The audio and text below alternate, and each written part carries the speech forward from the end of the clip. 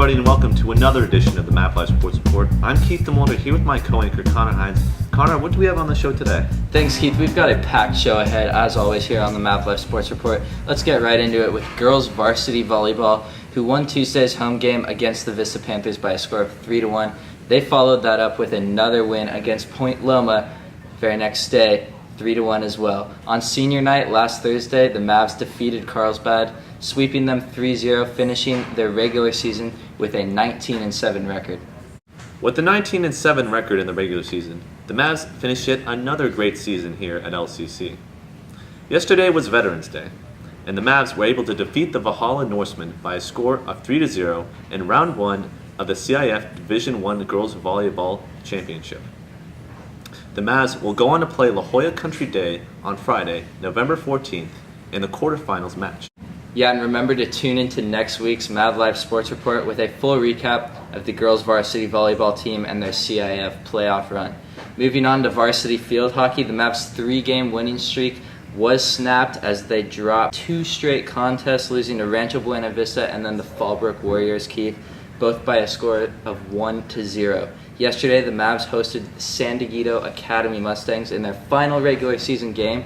The Mustangs actually forfeited, allowing field hockey to finish the season 15-8. After yesterday's win, they'll prepare hard for the CIF tournament, which begins Saturday, the seeding meeting being this Thursday at 4:30 p.m.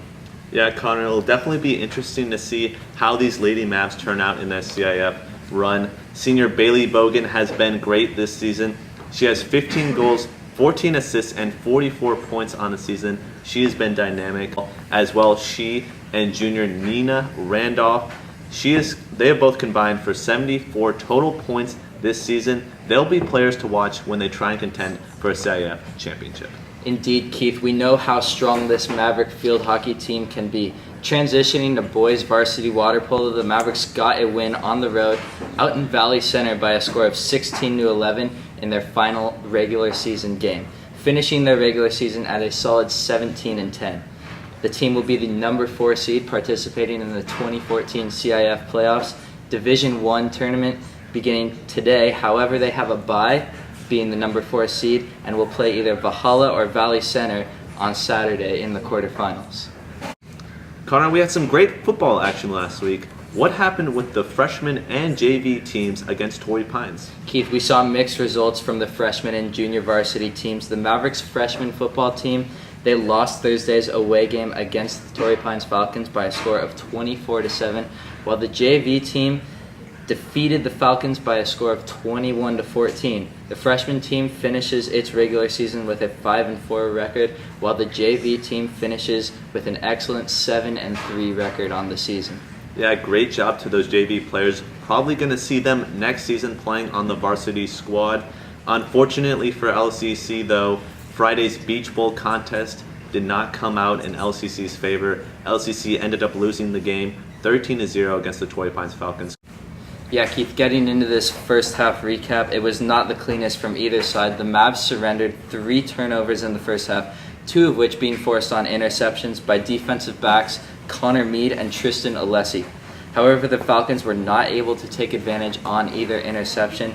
They weren't in fact, they were not able to take advantage until finally recovering a fumble late before the half. Torrey Pines QB Sandy Plashkis connected with number 5 receiver Jack Bailey multiple times in the game, the first time being a big 70-yard reception in which the Falcons were actually stopped by the Maverick defense, forcing a field goal attempt only to be blocked and picked up by defensive back Jason Mumau. Mumau would have been long gone into the end zone.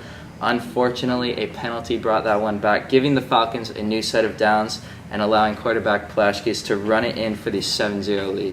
Yeah, so coming out of the 7-0 half, Keith, the second half began slowly until quarterback Plashkis was able to connect with none other than Jack Bailey. Once again, this time a 61-yard catch to set up running back Christian Gange to go in for the score. The extra point was blocked, and really the Mavs defense, Keith, not doing a terrible job at all on this one, just the offense not able to put anything together. Yeah, Connor, you said it correctly. The Mavericks defense was phenomenal last Friday night. They were able to stop the Torrey Pines Falcons from driving and scoring. Only 2 touchdowns scored by the Falcons. They were able to stop them in the red zone, which is a great job by the defense. However, the offense was not as great on Friday night. Did not score any points. They turned over the ball 4 times, 2 fumbles as well as 2 interceptions, a misguided pass on a trick play by Tanner Clark. That was the difference on Friday night. Yeah, and after the loss, Keith, to Torrey Pines, LCC will be the top seed in the Division I CIF bracket. They're calling it maybe a little blessing in disguise here, not having to play up in the open division. Yeah, Connor, that is exactly right.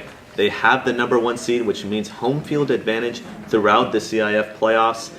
On November 21st, they'll be hosting either Grossmont or Westview, 2 teams with powerful offenses. It'll be interesting to see where they end up. Yeah, Grossmont has really put up quite a few points this season. It'll be interesting to see if LCC is matched up against that Grossmont team.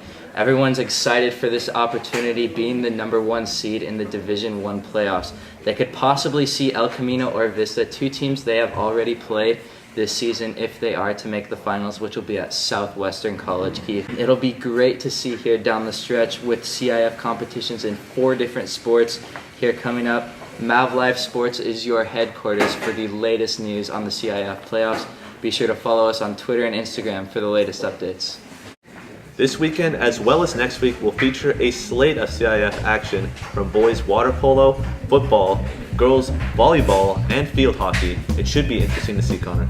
Yeah, it definitely will, and it'll be fun. We're looking forward to it. For all of us here at MavLife Sports, I'm Keith Demolder. And I'm Connor Hines. Thanks.